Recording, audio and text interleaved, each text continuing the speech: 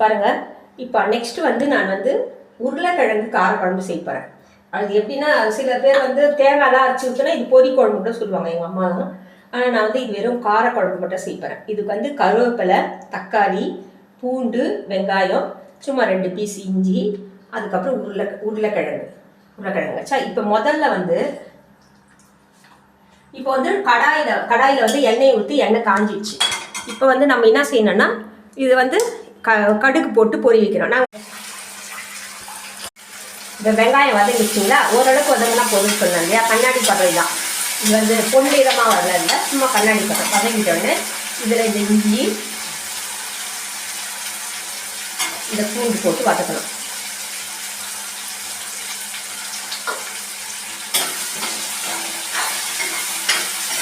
சும்மா ரொம்ப வதக்கணும் அவசியம் இல்லை, சும்மா ஒரு 2 வினாடி. இப்போ இதில் வந்து தக்காளி, உருளைக்கிழங்கு அரிஞ்சு வச்சுக்க சின்ன சின்ன பீஸாக இப்போ இதில் போட்டு நான் கலக்க போகிறேன்.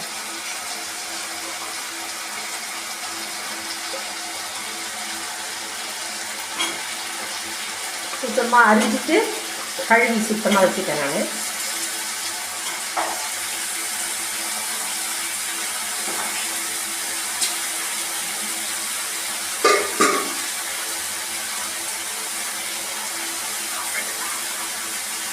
உருளைக்கிழங்கு வந்து ரொம்ப வதங்கணும்னு அவசியம் இல்லை. கத்திரிக்காய் அந்த மாதிரி காயெல்லாம் வந்து வதங்கலாம்.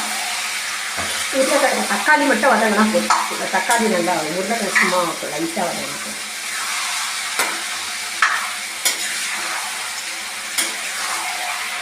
இந்த தேங்காய் அரைச்சி ஊற்றினா ரொம்ப நல்லாயிருக்கும். அது பொரி குழம்புன்னு சொல்லுவாங்க. தேங்காய் இல்லாத இந்த மாதிரி நம்ம வெறும் மிளகாத்தூள் போட்டு உருளைக்கிழங்கு காரக்குழம்புன்னு சொல்லிடலாம். இது நல்லா இட்லி தோசைக்கு சாப்பிட்டாலும் நல்லாயிருக்கும். குழந்தைங்களுக்கு சாப்பாடு ஸ்கூல். ஒரு குண்டானில் வந்து ஒரு 10 நிமிஷத்துக்கு முன்னாடியே புளி ஊற வச்சுட்டேன்.